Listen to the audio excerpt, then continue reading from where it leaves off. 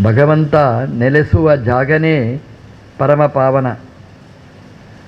ದೇವರು ನಿಂತ ಆ ಬೆಟ್ಟ ಅದು ಸರ್ವೋತ್ಕೃಷ್ಟ.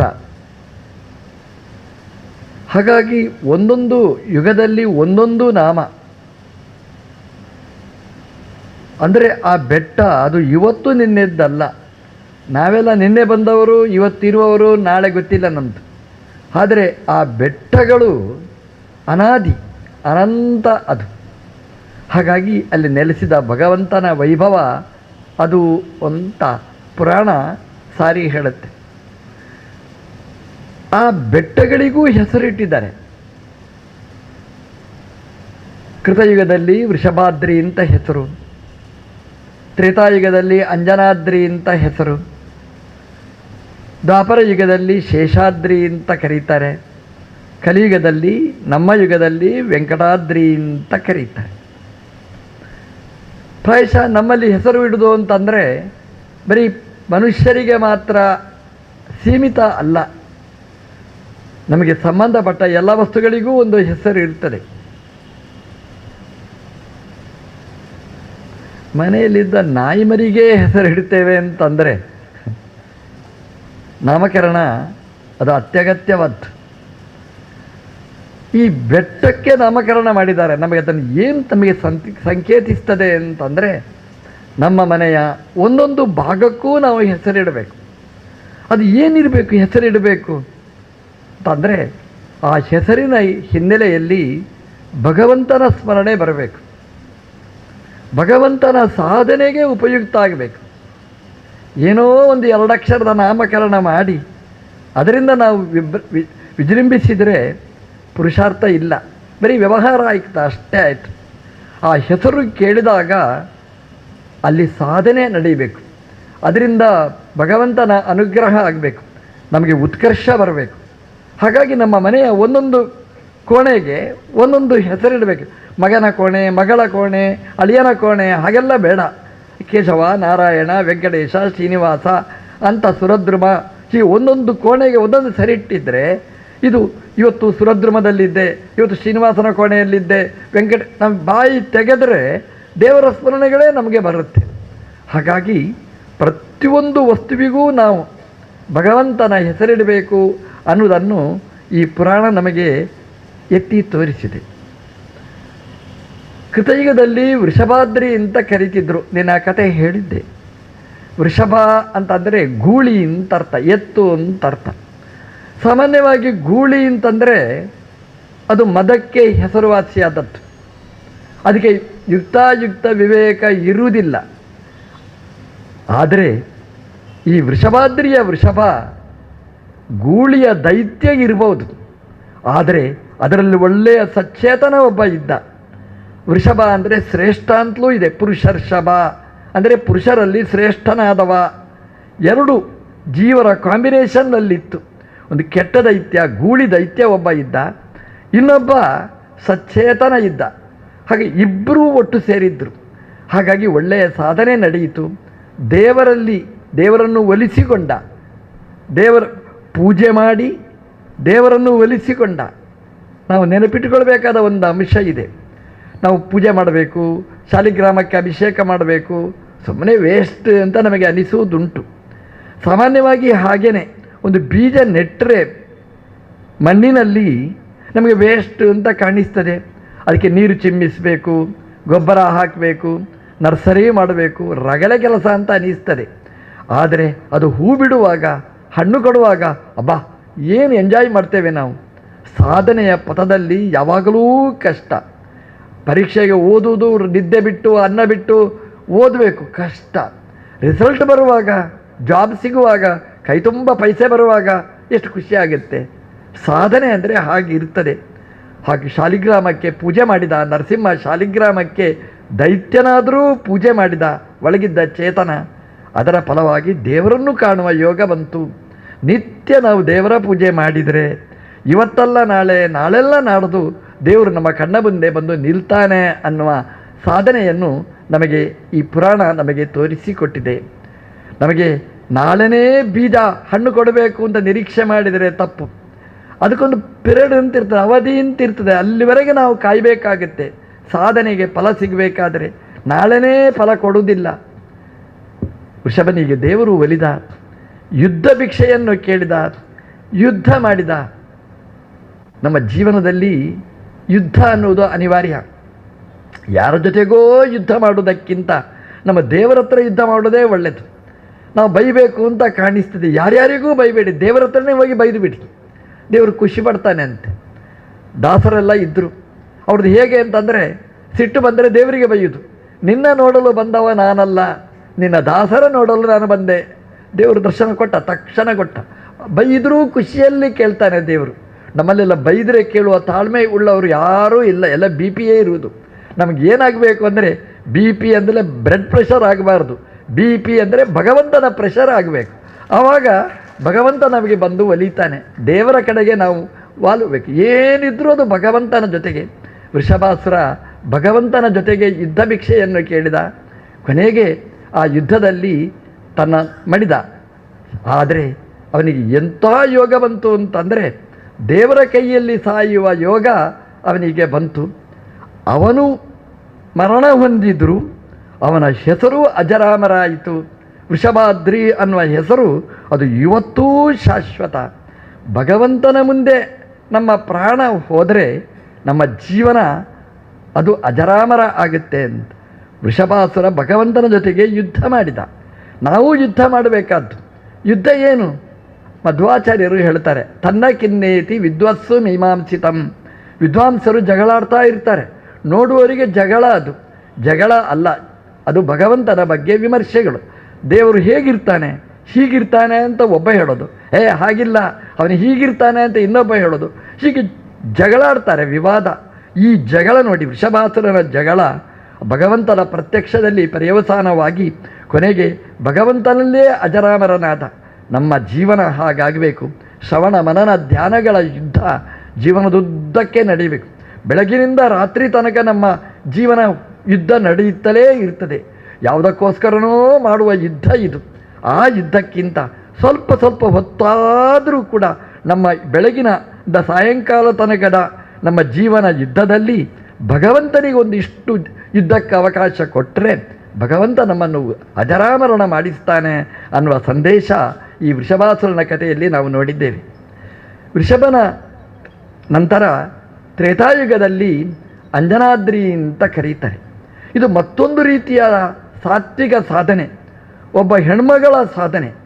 ನಮ್ಮಲ್ಲಿ ಏನು ಭಾವನೆ ಇದೆ ಅಂತಂದರೆ, ಈ ಪೂಜೆ ಪುನಸ್ಕಾರ ಎಲ್ಲ ಗಂಡಸರಿಗೆ, ಹೆಣ್ಮಕ್ಕಳಿಗೇನು ಕರ್ನಾಟಕ ಗೌರ್ಮೆಂಟಿನ ಹಾಗೆ ಗ್ಯಾರಂಟಿ, ಬಸ್ಸಲ್ಲಿ ತಿರುಗಾಡೋದು ಬೆಳಗ್ಗಿಂದ ರಾತ್ರಿ ತನಕ, ಮನೆಯಲ್ಲಿ ಒದ್ದಾಡೋದು ಗಂಡಸರು ಅಂತ.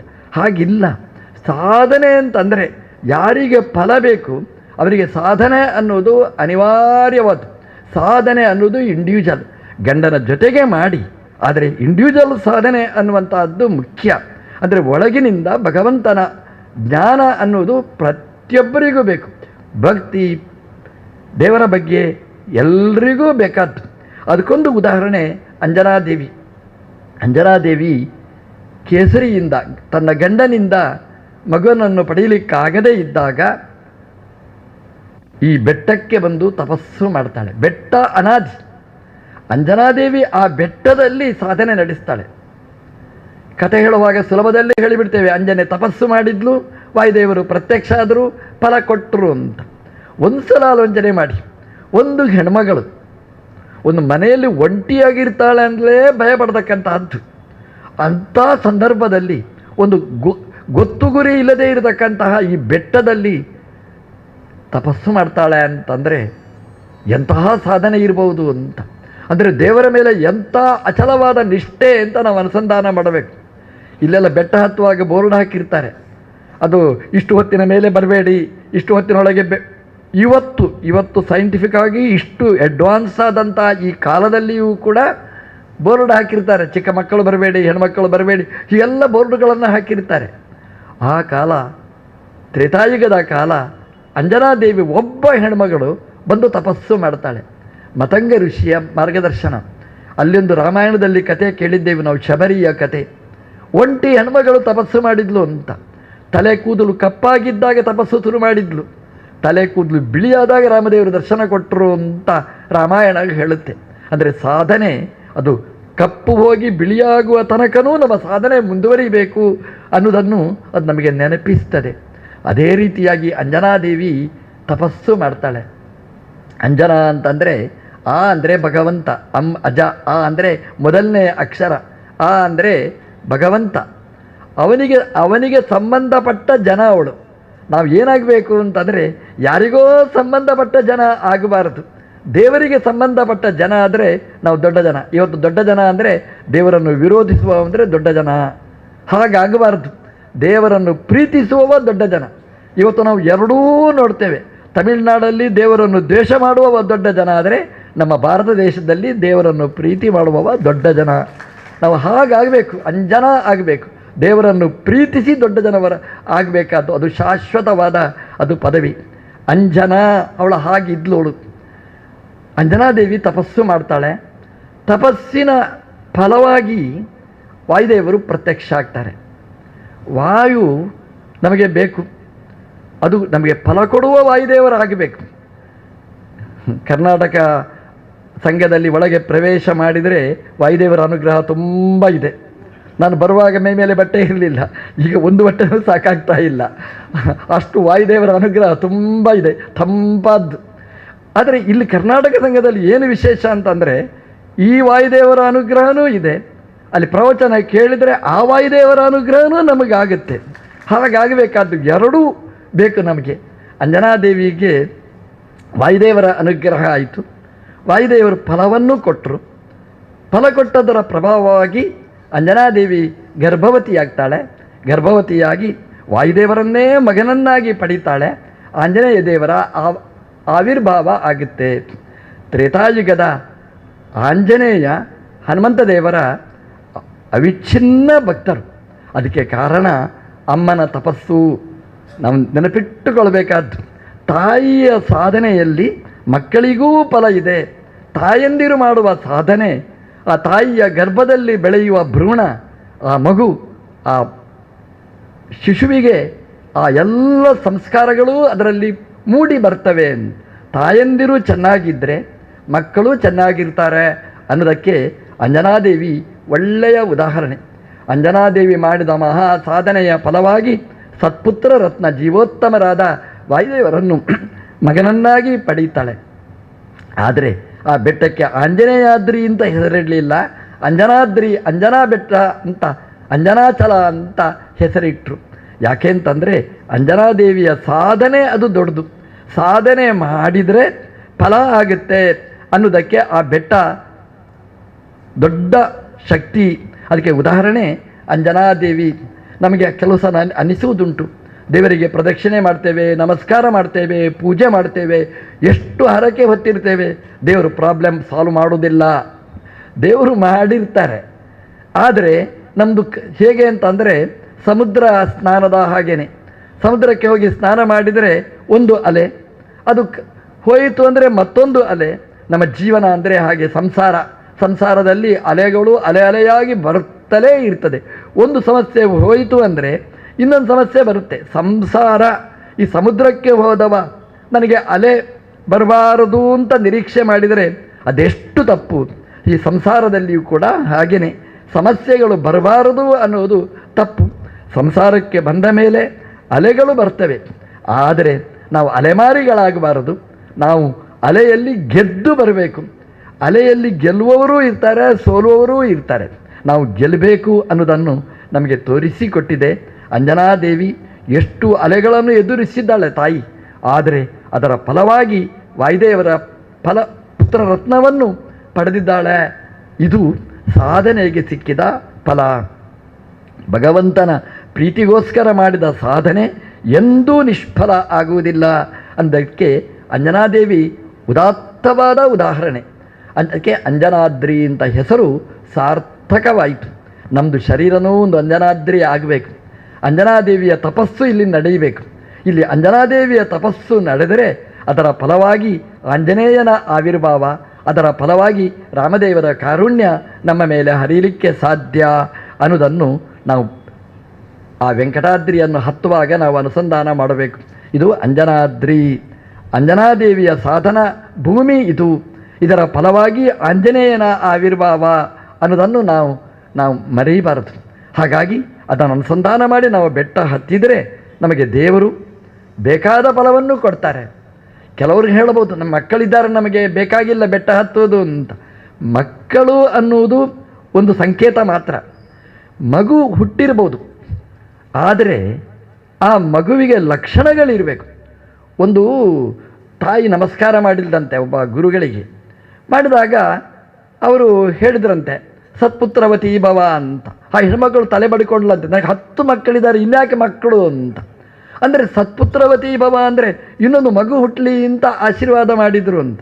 ಅವ್ರ ಹತ್ರ ಹೇಳಿದ್ರಂತೆ, ಸ್ವಾಮಿ ಈಗಲೇ ನನಗೆ 10 ಮಕ್ಕಳಿದ್ದಾರೆ, ನೀವು ಸತ್ಪುತ್ರವತಿ ಭವ ಅಂತ ಆಶೀರ್ವಾದ ಮಾಡಿದ್ರಿ, ನಾವು ಇನ್ನು ಎಲ್ಲಿ ಹೋಗಲಿ ನಾನು ಅಂತ. ಅವರು ಹೇಳಿದರು, ಅಮ್ಮ ನಿನಗೆ ಮಕ್ಕಳು ಹುಟ್ಟಲಿ ಅಂತ ನಾನು ಹೇಳಲಿಲ್ಲ, ಸತ್ಪುತ್ರವತಿ ಭವ ಅಂತ ನಿನಗೆ ಆಶೀರ್ವಾದ ಮಾಡಿದ್ದು. ನಿನಗೇನು ಮಕ್ಕಳಿದ್ದಾರೆ ಅವರು ಸಜ್ಜನರಾಗಲಿ ಅಂತ ನಾನು ಆಶೀರ್ವಾದ ಮಾಡಿದ್ದು, ಅವರು ಸಾತ್ವಿಕರಾಗಲಿ ಅಂತ ಆಶೀರ್ವಾದ ಮಾಡಿದ್ದು. ತುಂಬ ಖುಷಿಪಟ್ಲಂತೆ. ಅವಳ ಮಕ್ಕಳು 10 ಇದ್ದರೂ ತಾಯಿಯನ್ನು ಹೊತ್ತು ತಿರುಗಾಡೋರು ಯಾರೂ ಇಲ್ಲ. ಹಾಗಾಗಿ ತಾಯಿಗೆ ಸಾಕಾಗಿತ್ತಂತೆ. ಅವ್ರು ಹೇಳಿದ್ರು, ಒಳ್ಳೆಯ ಆಶೀರ್ವಾದ ಮಾಡಿದಿರಿ. ಹಾಗಾಗಿ ಸತ್ಪುತ್ರವತಿ ಭವ ಅಂತ ಆಶೀರ್ವಾದ. ಮಕ್ಕಳಾಗದಿದ್ದವರು ಮಕ್ಕಳನ್ನು ಹೇಗೆ ಪಡೆಯಬಹುದು? ಮಕ್ಕಳಿದ್ದವರು ಸತ್ಪುತ್ರರನ್ನು ಪಡೆಯಬೇಕಾಗಿದ್ದರೆ, ಮಕ್ಕಳಿಗೆ ಸತ್ವ ತುಂಬಿಸಬೇಕಾಗಿದ್ದರೆ ಆ ಬೆಟ್ಟ ಹತ್ತುವಾಗ ಭಗವಂತನ ಅಂಜನಾದೇವಿಗೆ ಅನುಗ್ರಹ ಮಾಡಿದ ವಾಯುದೇವರನ್ನು ಅವರಿಗೆ ಅನುಗ್ರಹ ಮಾಡಿದ ಆ ಭಗವಂತನನ್ನು ಸ್ಮರಣೆ ಮಾಡಿ ಬೆಟ್ಟ ಹತ್ತಬೇಕಂತೆ. ಅದಕ್ಕೆ ಅಂಜನಾದ್ರಿ ಅಂತ ಅಂಜನಾದೇವಿಯ ಹೆಸರು ಇಟ್ಟಿದ್ದರು. ಸಾಧನೆ ಮಾಡಿ ಫಲವನ್ನು ಪಡೆದವರ ಹೆಸರನ್ನು ಇಟ್ಟಿದ್ದರು. ಈ ಶಾಲೆಗಳಲ್ಲೆಲ್ಲ ಹುಡುಗರ ಹೆಸರು ಫೋಟೋ ಹಾಕಿ ಹೆಸರಾಗ್ತಾರೆ. ಇವನು 100ನೇ ರ್ಯಾಂಕ್, 160ನೇ ರ್ಯಾಂಕ್ ಅಂತ. ಅಂಜನಾದೇವಿಗೆ 1ನೇ ರ್ಯಾಂಕ್, ಜೀವೋತ್ತಮನಾದ ವಾಯುದೇವರನ್ನು ಕೊಟ್ಟವಳು ಅಂತ ಅವಳಿಗೆ ಆ ಸ್ಥಾನವನ್ನು ಕಲ್ಪಿಸಿ ಕೊಟ್ಟಿದ್ದಾರೆ. ದ್ವಾಪರ ಯುಗದಲ್ಲಿ ಶೇಷಾಚಲ ಅಂತ ಅದಕ್ಕೆ ಹೆಸರು. ಅದು ಯಾಕೆ ಅಂತ ಪ್ರಶ್ನೆ ಮಾಡಿದಾಗ ಶೇಷ ಅಚಲ ಅದು ಯಾಕೆ ಅಂತಂದರೆ ಶೇಷದೇವರ ಕಥೆಯನ್ನು ಹೇಳ್ತಾರೆ. ಶೇಷದೇವರು ಭಗವಂತನ ವೈಕುಂಠ ಲೋಕದ ದ್ವಾರಪಾಲಕರಾಗಿದ್ದರು. ದೇವರು ಅವರಿಗೆ ಅವಕಾಶವನ್ನು ಕೊಟ್ಟ. ವಾಯುದೇವರು ಒಂದು ಸಲ ದೇವರನ್ನು ನೋಡಬೇಕು ಅಂತ ಬಂದರಂತೆ. ನಾವು ಅಂಜನಾದೇವಿಯ ಕತೆ ಕೇಳ್ತೀವಿ. ಮುಂದಿನ ಕತೆ ಅದೇ ಆಂಜನೇಯನ ಮೂಲ ರೂಪ ವಾಯುದೇವರು. ವಾಯುದೇವರು ವೈಕುಂಠ ಲೋಕಕ್ಕೆ ಬಂದರಂತೆ. ಬರುವಾಗ ಶೇಷದೇವರು ತಡೆದರಂತೆ. ವಾಯುದೇವರು ಹೇಳಿದರು, ಅಪ್ಪ ತಡೆಯಬೇಡ, ನಾವು ದೇವರನ್ನು ನೋಡಲಿಕ್ಕೆ ಹೋಗುವವ, ನನಗೇನು ಲಾಭ ಗಿಟ್ಟಿಸಿಕೊಳ್ಳಲಿಕ್ಕೆ ಹೋಗ್ತಾ ಇಲ್ಲ, ದೇವರನ್ನು ನೋಡಬೇಕು ಅಂತ ಪ್ರೀತಿಯಿಂದ ಹೋಗ್ತಾ ಇದ್ದೇನೆ, ಭಕ್ತಿಯಿಂದ ಹೋಗ್ತಾ ಇದ್ದೇನೆ, ದಾರಿ ಕೊಡು ಅಂತ. ಕೈಯಲ್ಲಿ ಬಂಗಾರದ ಕೋಲಿತ್ತು, ರುಗ್ಮದಂಡ ಅಂತ ಹೇಳ್ತಾರೆ. ಅವ ಹೇಳ್ದ, ಈ ದಂಡ ಇರುವುದು ತಡೀಲಿಕ್ಕೆ ಹೋಗ್ಲಿಕ್ಕಿಲ್ಲ ಅಂತ. ವಾಯುದೇವರು ಹೇಳಿದರು, ದೇವರು ಅದು ಯಾರಿಗೋ ಒಬ್ಬರಿಗೆ ಸೀಮಿತರಾದವರಲ್ಲ, ಓಪನ್ ಟು ಆಲ್. ಹಾಗಾಗಿ ನಾನೂ ದೇವರನ್ನು ನೋಡಬೇಕು, ಬಿಡು ದಾರಿ ಅಂತ. ಶೇಷ ಹೇಳ್ದ, ನಾನು ಯಾರು ಗೊತ್ತಾ ಅಂತ ತಡೆದ. ನಿಜವಾಗಿ ಶೇಷನಿಗೆ 1000 ಹೆಡೆ, 1000 ತಲೆ, ಒಂದು ತಲೆಗೂ ಹೊಳಿಲಿಲ್ಲ. ಒಳ್ಳೆಯ ಜೀವ, ಒಳ್ಳೆಯ ಸಾಧಕರು ಬಂದಿದ್ದಾರೆ, ದಾರಿ ಬಿಡಬೇಕು ಅಂತ ಕಂಡಿಲ್ಲ. ನಮ್ಮದು ಹಾಗೇನೆ, ಶೇಷ 1000 ತಲೆ, ತಲೆಯಲ್ಲಿ 1000 ವಿಷಯ ಇರ್ತದೆ, ಅದು ಇದು ಇದು ಅದು, ಒಂದು ಕಡೆ ಕಾನ್ಸಂಟ್ರೇಟ್ ಮಾಡಲಿಕ್ಕಾಗುವುದಿಲ್ಲ. ಶೇಷನ ದುಸ್ಥಿತಿ ಹೀಗೆ ಅಂತ ಪುರಾಣ ಉಲ್ಲೇಖ ಮಾಡಿತು. ವಾಯುದೇವರಿಗೆ ಅವಕಾಶ ಕೊಡಲಿಲ್ಲ, ಒಳಗೆ ಬರಲಿಕ್ಕೆ ಅವಕಾಶ ಕೊಡಲಿಲ್ಲ, ತಡೆದ. ರುಗ್ಮದಂಡ ರುರೋಧ ಅಂತ ಪುರಾಣ ಹೇಳುತ್ತೆ. ರುಗ್ಮದಂಡ ಅಂತ ಹೇಳುವಾಗ, ರುಗ್ಮ ಅಂದರೆ ಬಂಗಾರ. ಬಂಗಾರ ಒಳ್ಳೆಯದು. ಯಾಕೆ ಅಂತಂದರೆ ಇವತ್ತು ನೋಡ್ತೀರಿ ನೀವು, ಎಲ್ಲದಕ್ಕೂ ಬೆಲೆ ಏರ್ತಾ ಇಲ್ಲ, ಈ ಬಂಗಾರಕ್ಕೆ ಏರ್ತಾ ಇದೆ. ನಮಗೆ ಬೆಲೆ ಕಡಿಮೆ ಆಗ್ತಾ ಇದೆ, ಬಂಗಾರಕ್ಕೆ ಬೆಲೆ ಜಾಸ್ತಿ ಆಗ್ತಾ ಇದೆ. ಯಾಕೆಂದರೆ ಇದು ಕಲಿಯುಗ. ಕಲಿಯುಗದಲ್ಲಿ ಕಲಿಗೆ ಪ್ರಾಧಾನ್ಯ, ಬಂಗಾರಕ್ಕೆ ಪ್ರಾಧಾನ್ಯ. ಆ ಬಂಗಾರದಲ್ಲಿ ಕಲಿ ಕೂತಿರ್ತಾನೆ ಅಂತ. ಹೌದು ನೋಡಿ, ಒಂದು ಬಂಗಾರದ ಒಂದು ಉಂಗುರನೋ ಚೈನೋ ಹಾರನೋ ಬಂತು ಅಂತಂದರೆ ಮತ್ತೆ ಕಣ್ಣು ಕಾಣೋದಿಲ್ಲ. ನಾನೇ ಅನ್ನುವ ಭ್ರಮೆಗೆ ನಾವು ಒಳಗಾಗಿ ಬಿಡ್ತೇವೆ. ಬಂಗಾರ ಅದು ಭ್ರಮೆಗೆ ಕಾರಣ. ಯಾಕೆಂದರೆ ಭಾಗವತ ಹೇಳುವ ರೀತಿಯಲ್ಲಿ ಕಲಿಯ ಆವಾಸ ಸ್ಥಾನ. ಕಲಿ ಕೂತ್ರೆ ಕಲಿ ಅಂದರೆ ಕಲ ವಿದ್ರಾವಣೆ, ನಮ್ಮ ಸದ್ಗುಣಗಳನ್ನು ದೂರ ಮಾಡ್ತಾನೆ ಅಂತ. ರುಗ್ಮದಂಡ ಬಂಗಾರದ ದಂಡ ಹಿಡ್ಕೊಂಡ ಒಳ್ಳೆಯವರೆಲ್ಲ ದಂಡವಾಗಿ ಕಾಣಿಸಿತು. ಹಾಗಾಗಿ ವಾಯುದೇವರು ಪ್ರಮುಖವಾಗಿ ಕಾಣಿಸಲೇ ಇಲ್ಲ. ರುರೋದಾಹ, ಬಂಗಾರದಲ್ಲಿ ಲಕ್ಷ್ಮೀ ಸನ್ನಿಧಾನವೂ ಇದೆ, ಒಳ್ಳೆಯ ಸಾಧನೆಗಳು ನಡೀಬೇಕು. ಬಂಗಾರದಲ್ಲಿ ಕಲಿ ಇದೆ, ಹಾಗಾಗಿ ಕೆಟ್ಟದೂ ಆಗುತ್ತೆ. ನಮಗೆ ಕಲಿ ಸನ್ನಿಧಾನದ ಬಂಗಾರ ಬೇಡ, ಲಕ್ಷ್ಮೀ ಸನ್ನಿಧಾನದ ಬಂಗಾರ ಬೇಕು ಅನ್ನೋದನ್ನು ನೆನಪಿಸ್ತಾ ಇದೆ. ಶೇಷ ತಡೆದ. ಶೇಷ ಹೇಳಿದ, ನಾನು ಯಾರು ಗೊತ್ತಾ ಅಂತ. ಹನುಮಂತ ದೇವರು ಸಾಧನೆಗೆ ಹೆಸರಾದವರು, ತಾಳ್ಮೆಗೆ ಪ್ರಸಿದ್ಧರಾದವರು. ಯಾರು ಹೇಳು ಅಂತ ಹೇಳಿದರು. ನಾನು ಯಾರು ಗೊತ್ತಾ ಹೇಳು ಅಂತ ಹೇಳಿದರು. ಶೇಷ ಹೇಳಿದ, ನಾನು ದೇವರಿಗೆ ಶೇಷ.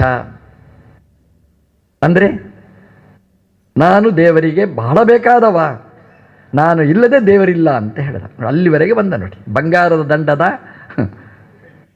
ದೌರ್ಬಲ್ಯ ಇದು. ಯಾಕೆ ಅಂತ ಕೇಳಿದರು ವಾಯುದೇವರು. ನೋಡು, ದೇವರು ಕೂಡಬೇಕಾದ್ರೆ ನಾನು ಬೇಕು. ಶೇಷಾಸನನೇ ಬಾ, ಶೇಷ ಆಸನ. ನಾನು ಕೂಡಬೇಕಾದ್ರೆ ದೇವರು, ನಾನು ಕೂಡಬೇಕು. ನಾನಿದ್ದರೆ ನನ್ನ ಮೇಲೆ ದೇವರು ಕೂಡೋದು. ಈ ಸ್ವಾಮಿಗಳು ಬಂದು ಕೂಡಬೇಕಾದ್ರೂ ಒಂದು ಆಸನ ಅಂತ ಹಾಕ್ತಾರೆ. ಹಾಕಿದ ಮೇಲೆ ಸ್ವಾಮಿಗಳು ಕೂಡ್ತಾರೆ. ಅಂದರೆ ಅವರ ಆಸನದಲ್ಲಿ ಕೂಡ್ತಾರೆ, ಅವರದ್ದೇ ಒಂದು ಆಸನ ಅಂತ ಒಂದಿದೆ. ಹಾಗೆಯೇ ದೇವರು ಕೂಡಬೇಕಾದ್ರೆ ಎಲ್ಲೆಲ್ಲಿಯೋ ಕೂಡುವುದಿಲ್ಲ. ಶೇಷ ನನ್ನ ಆವಾಹನೆ ಮಾಡಿ ನಾವು ಕೂಡಿಸ್ತೇವೆ.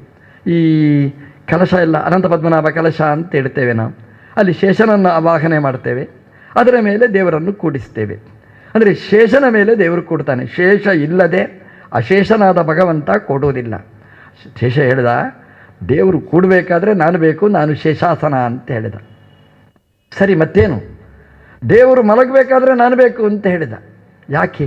ಶೇಷಶಾಹಿ ದೇವರು ಮಲಗುವುದು ನನ್ನಲ್ಲಿ, ನಾನಿಲ್ಲದೆ ದೇವರು ಮಲಗುವುದೇ ಇಲ್ಲ.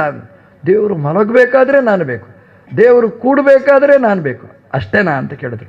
ಇಲ್ಲ ಇಲ್ಲ, ದೇವರು ನಡೀಬೇಕಾದರೆ ಪಾದುಕೆ ನಾನೇ, ನನ್ನ ಮೇಲೆ ಕಾಲಿಟ್ಟು ನಡೀಬೇಕು. ನಾನಿಲ್ಲದಿದ್ದರೆ ದೇವರು ನಡೆಯುವುದಿಲ್ಲ, ನಾನಿಲ್ಲದಿದ್ದರೆ ದೇವರು ಕೂಡುವುದಿಲ್ಲ, ನಾನಿಲ್ಲದಿದ್ದರೆ ದೇವರು ಮಲಗುವುದಿಲ್ಲ. ದೇವರು ಹೇಳಿದ, ಹನುಮಂತ ದೇವರು ವಾಯುದೇವರು ಹೇಳಿದರು, ಅಬ್ಬಾ ಏನು ವೈಭವ ನಿಂದು ಅಂತ ಹೇಳ್ತು. ಖುಷಿ ಆಯಿತು ಅವನಿಗೆ. ನೋ ಎಂಟ್ರಿ ಅಂತ ಹೇಳಿದ. ಕೆಲವು ಸಲ ಹೊಗಳಿದರೆ ಬಿಡ್ತಾರೆ, ಇವನು ಹೊಗಳಿದರೂ ಬಿಡಲಿಲ್ಲ, ಆಗೋದಿಲ್ಲ ಅಂತ ಹೇಳಿದ.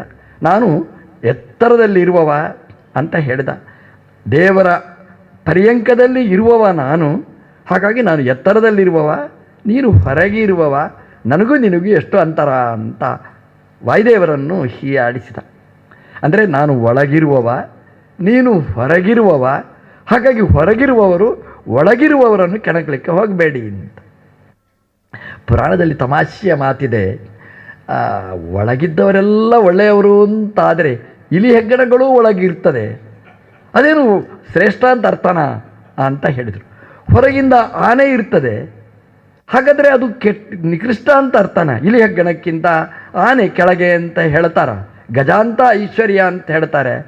ಅದೆಲ್ಲ ಪ್ರಯೋಜನ ಇಲ್ಲ. ಅಲ್ಲ, ಸಿಂಹಾಸನದಲ್ಲಿ ಕೂತಿದ್ದೇನೆ ನಾನು ಎತ್ತರದಲ್ಲಿ ಇರುವವ ಅಂತಂದರೆ.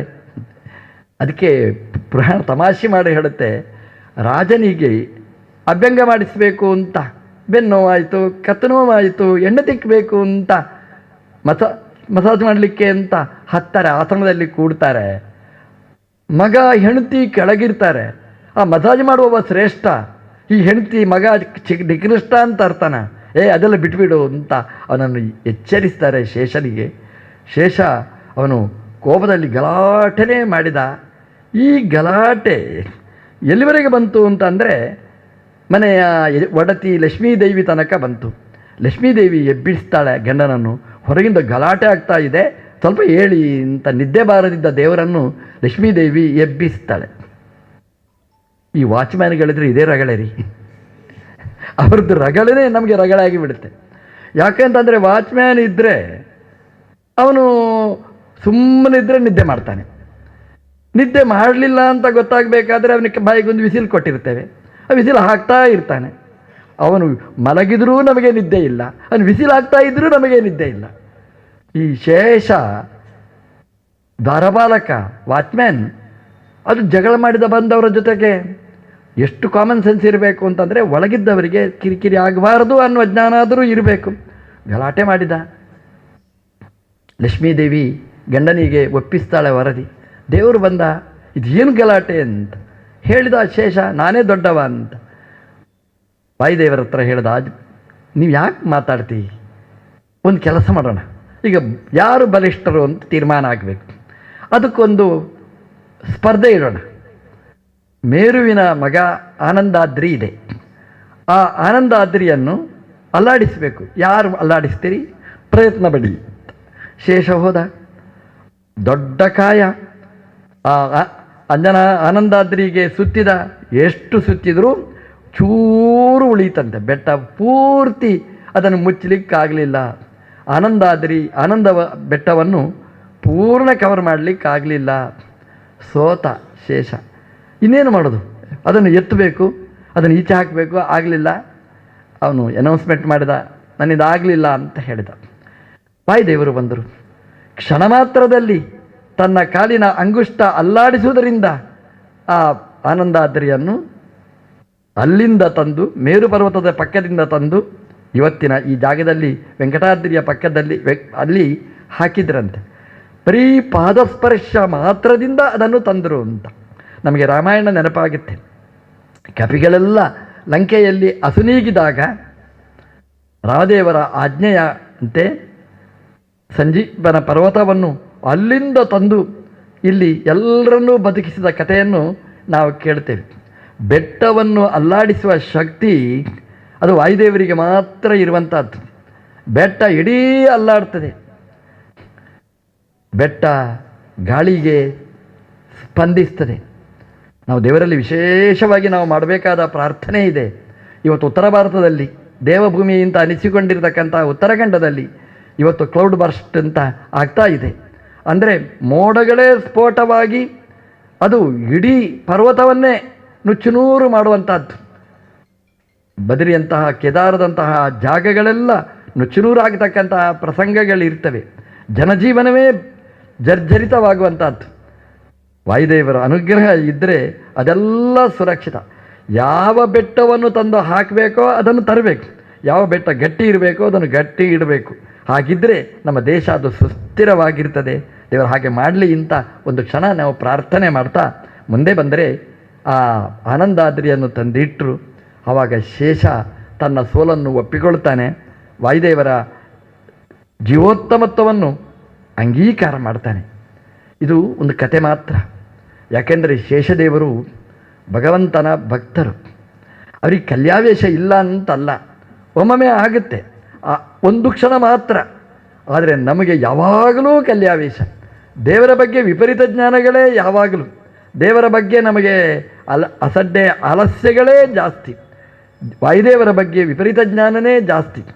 ಹಾಗಾಗಬಾರದು. ಶೇಷನಿಗೆ ಒಂದು ಕ್ಷಣ ಬಂದದ್ದಕ್ಕೇ ಅವಮಾನ ಆಯಿತು. ಆದರೆ ದೇವರು ಅನುಗ್ರಹ ಮಾಡಿದ. ಎಷ್ಟು ಅನುಗ್ರಹ ಮಾಡಿದ ಅಂತಂದರೆ ಆ ಬೆಟ್ಟಕ್ಕೆ ಶೇಷಾದ್ರಿ ಅಂತ ಹೆಸರಿಟ್ಟ. ನಿಜವಾಗಿ ಇಡಬೇಕಾದ್ದು ವಾಯು ಅದ್ರಿ ಅಂತ ಹೆಸರಿಡಬೇಕು, ಪ್ರಾಣಾದ್ರಿ ಅಂತ ಹೆಸರಿಡಬೇಕಾದ್ದು. ಗೆದ್ದದ್ದು ಪ್ರಾಣದೇವರು, ಶೇಷದೇವರು ಸೋತದ್ದು. ಆದರೆ ತನ್ನ ಸೋಲನ್ನು ಕೊನೆಗೆ ಒಪ್ಪಿಕೊಂಡ್ರು. ನೋಡಿ, ನಾನು ಸೋತೆ, ಹನುಮ ನೀನು ವಾಯು ನೀನು ಗೆದ್ದಿದ್ದಿ, ಪ್ರಾಣ ನೀನು ಗೆದ್ದಿದ್ದಿ ಅಂತ ಒಪ್ಪಿಕೊಂಡ್ರು. ನೋಡಿ, ಭಗವಂತನಿಗೆ ಮುಂಭಾಗದಲ್ಲಿ ತನ್ನ ಸೋಲನ್ನು ಒಪ್ಪಿಕೊಂಡ್ರು. ಒಂದು ಕ್ಷಣ ತಾನು ಅಂತ ಭ್ರಮಿಸಿದ್ರೂ ಕೂಡ ಕೊನೆಗೆ ತನ್ನ ಪರಾಜಯವನ್ನು ಘೋಷಣೆ ಮಾಡಿದ್ದಕ್ಕೆ ಭಗವಂತ ದೊಡ್ಡ ಸ್ಥಾನವನ್ನು ಕೊಟ್ಟ. ಶೇಷಾದ್ರಿ ಅನ್ನುವ ಹೆಸರನ್ನು ಕೊಟ್ಟ. ಜೀವನದಲ್ಲಿ ಸೋಲುವುದು ಸಹಜವಾಗಿರ್ತದೆ, ಆದರೆ ಸೋಲುವುದು ಗೆಲುವಿನ ದಾರಿ ಅನ್ನೋದನ್ನು ನಾವು ಮರೆಯಬಾರದು. ಎಷ್ಟೋ ಕಡೆ ಸ್ಪರ್ಧೆಗಳು ನಡೀತವೆ. ಅಲ್ಲಿ ಸ್ವಾಮಿಗಳನ್ನು ಕರೆಸ್ತಾರೆ, ನನ್ನನ್ನೂ ಕರೆದಿದ್ದರು.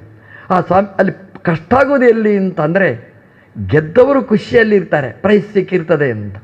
ಸೋತವರು ಪಾಪ ಪೆಚ್ಚು ಮುಖ ಹಾಕೊಂಡು ಹೋಗ್ತಾರೆ. ನಾನಾಗಿ ಹೇಳುವುದುಂಟು ನೋಡಿ, ಯಾರು ಗೆದ್ದಿರ್ತಾರೆ ಅವರು ಸೋತರು ಅಂತ ಅರ್ಥ, ಯಾರು ಸೋತಿದ್ದಾರೆ ಅವರು ಗೆದ್ದರು ಅಂತ ಅರ್ಥ. ಯಾಕೆ ಗೆದ್ದವರಿಗೆ ನಾನು ಗೆದ್ದೆ ಅನ್ನುವ ಅಹಂಕಾರ ಇರ್ತದೆ, ಹಾಗಾಗಿ ಮುಂದಿನ ಸಲ ಅವರು ಸೋಲ್ತಾರೆ. ಯಾರು ಸೋತಿದ್ದಾರೆ, ನಾನು ಸೋಲಬಾರದು ದೇವರೇ, ಈ ಸಲ ನಾನು ಗೆಲ್ಲಬೇಕು ಅಂತ ದೇವರಲ್ಲಿ ಭಕ್ತಿಯಿಂದ ಸಾಕ್ತಾರೆ, ಮುಂದಿನ ವರ್ಷ ಗೆಲ್ತಾರೆ ಅವರು ಅಂತ. ಹಾಗಾಗಿ ಸೋಲುವುದು ಅನ್ನೋದು ಗೆಲುವಿನ ಇನ್ನೊಂದು ಅಂಚು ಅನ್ನೋದನ್ನು ನಾವು ಮರಿಬಾರದು ಅಂತ ನಾನು ಒತ್ತಿ ಹೇಳೋದುಂಟು. ಹಾಗಾಗಿ ಸೋತವ ಯಾವಾಗಲೂ ಸೋಲಬೇಕು ಅಂತೇನಿಲ್ಲ, ಒಮ್ಮೆ ಸೋಲ್ತಾನೆ ಅಂದರೆ ಯಾವಾಗಲೂ ಮತ್ತೆ ಗೆಲ್ತಾನೆ ಅಂತ ಅರ್ಥ. ಸೋಲು ಅನ್ನೋದು ಗೆಲುವಿನ ಇನ್ನೊಂದು ಮುಖ. ಹಾಗಾಗಿ ಶೇಷ ಸೋತರೂ ಭಗವಂತನ ಪರ್ಯಂಕ, ಭಗವಂತನ ಆಸನ, ಭಗವಂತನ ಪಾದುಕೆ, ಭಗವಂತನ ಸರ್ವಸ್ವ ಅವನು. ಹಾಗಾಗಿ ಆ ಶೇಷನಿಗೆ ಸಿಕ್ಕಿದ ದೊಡ್ಡ ಸೌಭಾಗ್ಯ ಅದು ಯಾರಿಗೆ ಸಿಗಲಿಕ್ಕೆ ಸಾಧ್ಯ? ಭಗವಂತ ಅವನಿಗೆ ಅಂಥ ದೊಡ್ಡ ಅವಕಾಶವನ್ನು ಕೊಟ್ಟಿದ್ದಾನೆ. ಅದಕ್ಕೆ ಆ ಬೆಟ್ಟಕ್ಕೆ ಶೇಷಾದ್ರಿ. ನಮಗೆ ಏನು ಆ ಬೆಟ್ಟ ಹತ್ತುವಾಗ ಅನುಸಂಧಾನ ಇರಬೇಕು ಅಂತಂದರೆ, ನಾನು ಬೆಟ್ಟ ಹತ್ತಿದೆ, ಮೆಟ್ಟಲಿನ ಮೇಲೆ ಏರಿ ಬಂದೆ, ನನಗೆ ಸಮಾನ ಯಾರಿಲ್ಲ ಅನ್ನುವ ಅಹಂಕಾರ ಸಲ್ಲದು. ಸಾಧನೆ ಮಾಡುವಾಗ ಒಂದು ಅಪಾಯ ಏನು ಅಂತಂದರೆ, ನಾನಿಷ್ಟು ಸಾಧನೆ ಮಾಡಿದೆ ಅಂತ ಭ್ರಮೆ ಬರಬಾರದು, ಅಹಂಭಾವ ಇರಬಾರದು. ಅದರಲ್ಲಿ ದೇವರು ಮಾಡಿಸಿದ ಅನ್ನುವ ಅನುಸಂಧಾನ ನಮ್ಮಲ್ಲಿ ಇರಬೇಕು. ನನ್ನ ಕಾಲಿಗೆ ಶಕ್ತಿ ಕೊಟ್ಟು, ನನ್ನ ಬೆನ್ನಿಗೆ ಶಕ್ತಿ ಕೊಟ್ಟು, ಯಾವುದೇ ಆಯಾಸ ಇಲ್ಲದೆ ಬೆಟ್ಟವನ್ನು ನನ್ನ ಕೈಯಲ್ಲಿ ಹತ್ತಿಸಿದ, ಕೈ ಹಿಡಿದು ಎತ್ತಿಕೊಂಡು ಭಗವಂತ ನನ್ನನ್ನು ಕರ್ಕೊಂಡು ಬಂದ ಅನ್ನುವ ಅನುಸಂಧಾನ ಇದ್ದರೆ ನಾವು ಶೇಷಾದ್ರಿಗಳಾಗ್ತೇವೆ. ಇಲ್ಲದಿದ್ದರೆ ನಾವು ಪರಾಜಿತರಾಗ್ತೇವೆ. ಆ ಶೇಷಾದ್ರಿಯ ಅನ್ನು ಅನುಸಂಧಾನ ಮಾಡುವಾಗ ಭಗವಂತನಿಗೆ ನಾವು ಶೇಷರಾಗಬೇಕು, ಅಂದರೆ ಭಗವಂತನಿಗೆ ಅನುಕೂಲರಾಗಿರಬೇಕು ಅನ್ನೋದನ್ನು ನಮಗೆ ನೆನಪಿಸ್ತಾ ಇದೆ. ಮುಂದಿನ ಕಲಿಯುಗದಲ್ಲಿ ವೆಂಕಟಾದ್ರಿ ಅಂತ ಕರೀತಾರೆ. ಯಾಕೆ ವೆಂಕಟಾದ್ರಿ ಅಂತ ಕರೀತಾರೆ? ಅದಕ್ಕೊಂದು ಕಥೆಯನ್ನು ಹೇಳ್ತಾರೆ. ಪುರಂದರ ಅಂತ ಒಬ್ಬ ಬ್ರಾಹ್ಮಣ ಇದ್ದ. ಸತ್ಕುಲ ಪ್ರಸೂತರಾದಂತಹ ಬ್ರಾಹ್ಮಣ ದಂಪತಿಗಳು. ಅವರಿಗೆ ಒಳ್ಳೊಳ್ಳೆಯ ಸಂಸ್ಕಾರಗಳು, ಗರ್ಭಾಧಾನ ಎಲ್ಲ ಸಂಸ್ಕಾರಗಳು ಚೆನ್ನಾಗಿ ನಡೀತದೆ, ಸೀಮಂತ. ಅದರಲ್ಲಿ ಒಳ್ಳೆಯ ಮಗ ಹುಡ್ತಾನೆ. ಅವನಿಗೆ ಒಳ್ಳೆಯ ಮಾಧವ ಅನ್ನುವ ಒಳ್ಳೆಯ ಹೆಸರನ್ನು ಇಡ್ತಾರೆ. ಮಾಧವ ಅಂತಂದರೆ ಮಾ ಅಂದರೆ ಲಕ್ಷ್ಮೀದೇವಿ, ಅವಳಿಗೆ ದವ ಅಂದರೆ ಗಂಡ, ಲಕ್ಷ್ಮೀಪತಿಯಾದವ ಅಂತ ಹೆಸರಿಡ್ತಾರೆ. ಲಕ್ಷ್ಮೀಪತಿ ಅಂದರೆ ಬಾಯಲ್ಲಿ ನೀರು ಬರುತ್ತೆ ನಮಗೆ, ಯಾಕೆ ನಮಗೆ ಲಕ್ಷ್ಮಿ ಬಲಿದು ಬರಲಿ ಅಂತ. ಅಪ್ಪ ಅಷ್ಟು ಒಳ್ಳೆಯ ಹೆಸರನ್ನು ಇಡ್ತಾನೆ, ಸಂಸ್ಕಾರಗಳನ್ನೆಲ್ಲ ಮಾಡ್ತಾನೆ, ಮದುವೆನೂ ಮಾಡ್ತಾನೆ, ಸಕಾಲದಲ್ಲಿ ಮದುವೆ ಮಾಡ್ತಾನೆ. ಮಾಧವ ಅವನ ಕಥೆಯನ್ನು ಹೇಳ್ತಾರೆ. ಮಾಧವ ಸೋತು ಗೆದ್ದ ಕಥೆಯನ್ನು ಹೇಳ್ತದೆ ಈ ಪುರಾಣ. ಮಾಧವ ಹೆಂಡತಿ ಹತ್ರ ಕೇಳ್ತಾನೆ ಹಗಲಿನಲ್ಲಿ, ನಾವು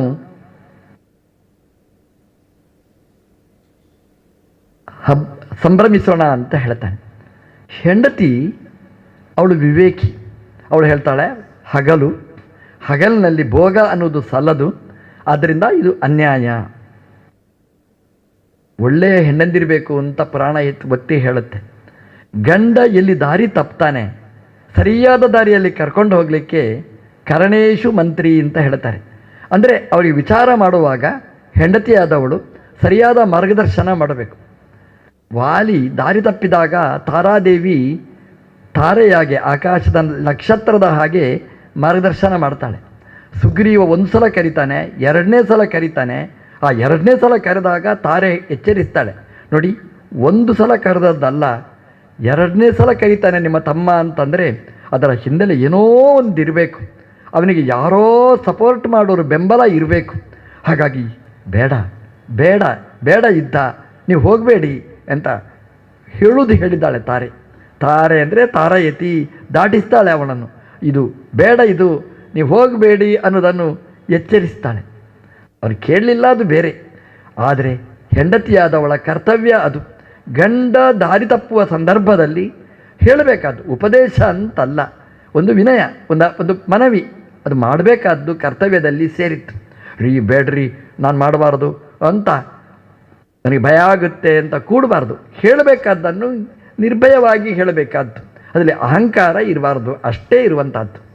ಆ ಹೆಂಡತಿ ಹೇಳ್ತಾಳೆ, ಮಾಧವನಿಗೆ ಉಪದೇಶ ಮಾಡ್ತಾಳೆ, ಇದು ನಿಷಿದ್ಧವಾದ ಭೋಗ, ಇದು ಅದಕ್ಕೊಂದು ಕಾಲ ಅಂತಿರ್ತದೆ, ಆ ಕಾಲದಲ್ಲಿ ಮಾಡಬೇಕಾದ್ದು, ಬೇಡ ಅಂತ ಹೇಳಿದರೆ ಅವನು ಭೋಗಾಸಕ್ತನಾಗಿ ಹಠ ಮಾಡಿದಾಗ ಅವನನ್ನು ಬೇರೆ ಕಡೆ ಡೈವರ್ಟ್ ಮಾಡ್ತಾಳೆ. ನಾವು ಬಾವಿಗೆ ಹೋಗಿ ಬರೋಣ ಅಂತ, ನೀರು ತರಲಿಕ್ಕೆ ಹೋಗುವ ಅಂತ ಕರ್ಕೊಂಡು ಹೋಗ್ತಾಳೆ. ಈ ನೀರು ಅನ್ನೋದು ಕಷ್ಮಲವನ್ನು ತೊಳೆಯುವಂಥದ್ದು. ಮಲ ತೊಳೆಯಬೇಕಾದ್ರೆ ನೀರು ಬೇಕು.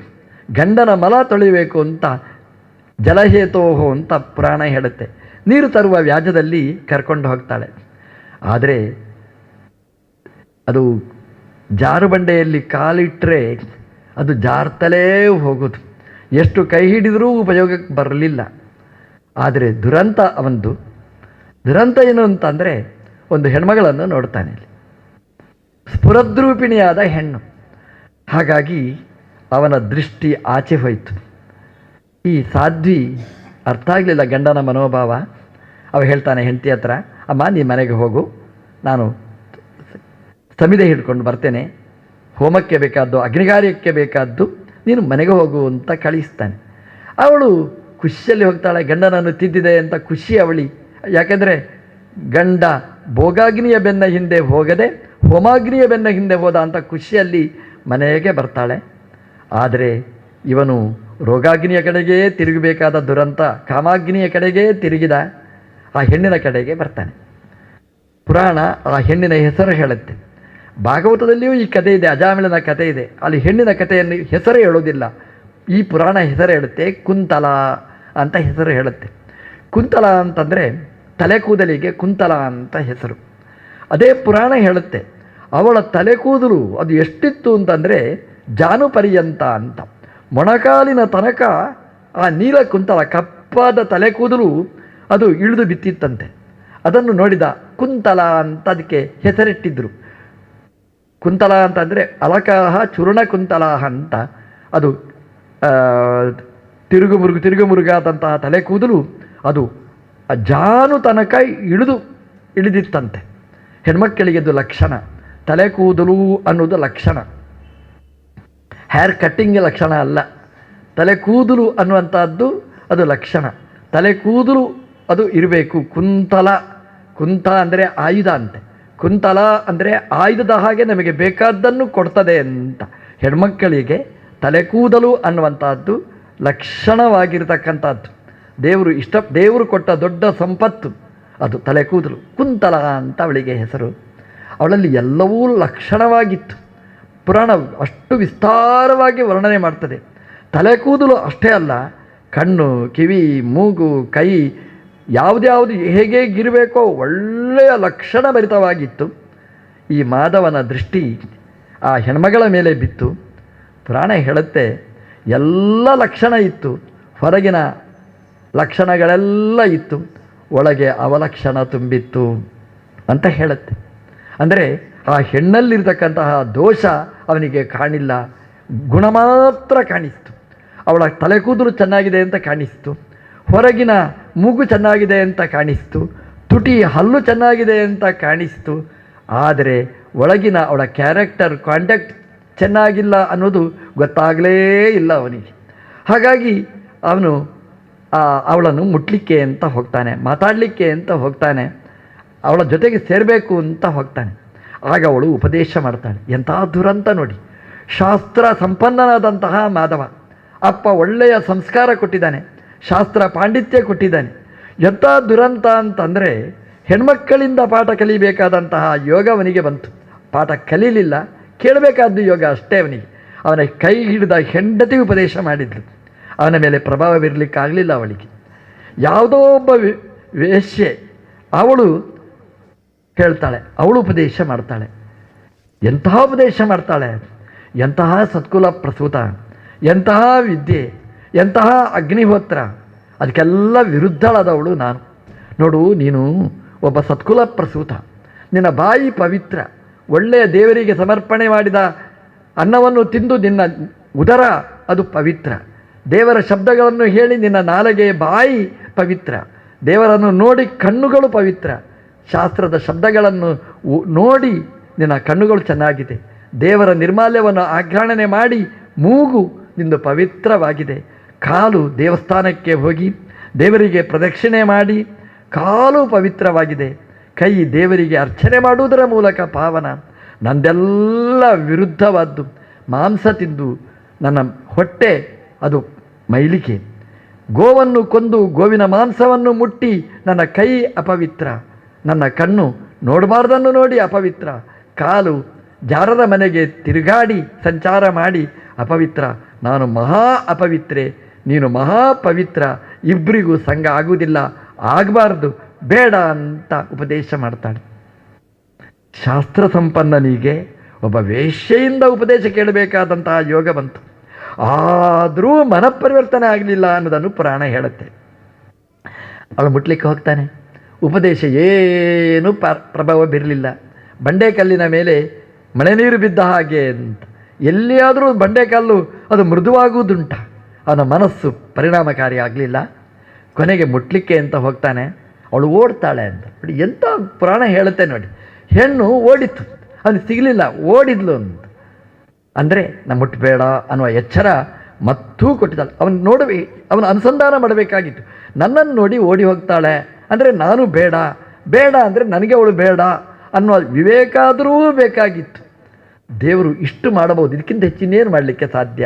ಅವಳು ಸಿಗದಿದ್ದಾಗೆ ಓಡುವ ಹಾಗೆ ಮಾಡಿದ, ನಿನ್ನಿಂದ ದೂರ ಆಗುವವಳು, ಬೇಡ ನಿನಗೆ ಅಂತ ಎಚ್ಚರ ಕೊಟ್ಟರು. ಅದಕ್ಕಿಂತ ವೇಗವಾಗಿ ಓಡಿ ಅವಳನ್ನು ಮುಟ್ಟಿ ಅವಳನ್ನು ಭೋಗಿಸಿದ.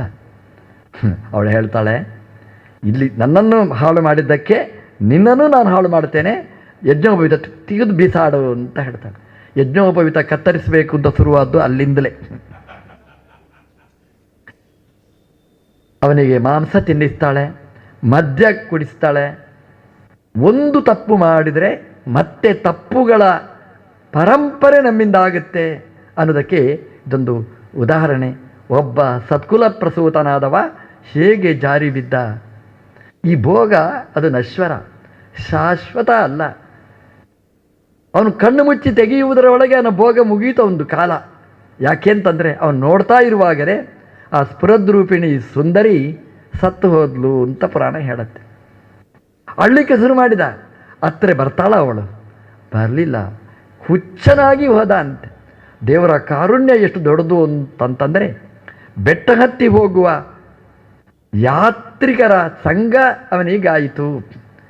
ನಾವು ಒಳ್ಳೆಯ ಸಂಸ್ಕಾರ ಕೊಟ್ಟರೆ, ಒಳ್ಳೆಯ ಶಾಸ್ತ್ರವನ್ನು ಕೊಟ್ಟರೆ ಅದು ಹೇಗೆ ಉಪಕಾರ ಆಗುತ್ತೆ ಅಂತಂದರೆ, ಮಧ್ಯೆ ಪ್ರತಿಬಂಧಕಗಳಿದ್ದಾಗ, ಅದು ವಿಘ್ನ ಬಂದರೂ ಕೂಡ ಆ ಪ್ರತಿಬಂಧಕ ಸವೆದಾಗ ಅದು ಹೇಗೆ ನಮ್ಮನ್ನು ಉದ್ಧಾರ ಮಾಡುತ್ತೆ ಅನ್ನೋದಕ್ಕೆ ಈ ಬ್ರಾಹ್ಮಣನ ಕಥೆ ಉದಾಹರಣೆ.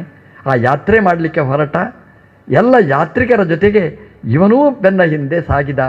ಎಲ್ಲಿವರೆಗೆ ಬಂದ? ಶ್ರೀನಿವಾಸ ದೇವರ ದರ್ಶನದ ತನಕ ಬಂದ.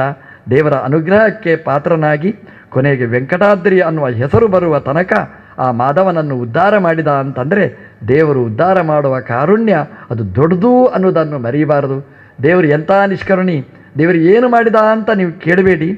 ದೇವರು ಇಷ್ಟು ನಮ್ಮನ್ನು ಕರ್ಕೊಂಡು ಬಂದ, ಇದೇ ದೇವರ ಕಾರುಣ್ಯ ಅಂತ ನಾವು ಅನುಸಂಧಾನ ಮಾಡಬೇಕಾದ್ದು. ದೇವರು ಇಷ್ಟು ಇಟ್ಟಿದ್ದಾನೆ ಅಂತಂದರೆ ಇದು ಭಗವಂತನ ಕಾರುಣ್ಯ. ಇದು ನಾವು ಹೀಗಿರಲಿಕ್ಕೆ ಸಾಧ್ಯವೇ ಇರಲಿಲ್ಲ ಅನ್ನೋದನ್ನು ಅನುಸಂಧಾನ ಮಾಡಬೇಕಾದ್ದು. ಆ ಮಾಧವನನ್ನು ಭಗವಂತ ಹೇಗೆ ಉದ್ಧಾರ ಮಾಡಿದ ಅನ್ನುವ ಕಥೆಯನ್ನು ಮತ್ತೆ ನಾಳೆ ಸೇರಿದಾಗ ನೋಡೋಣ ಅಂತ ಹೇಳ್ತಾ ಪ್ರವಚನವನ್ನು ಕೃಷ್ಣಾರ್ಪಣ.